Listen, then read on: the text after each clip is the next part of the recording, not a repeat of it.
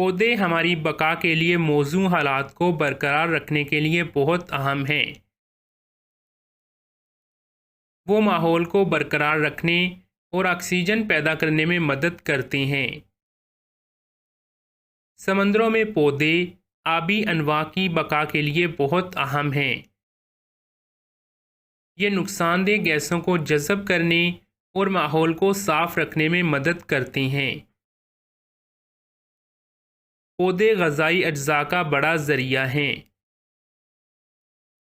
पौधे carbon dioxide को जज़ब करने और ग्लोबल वार्मिंग से लड़ने में मदद करते हैं।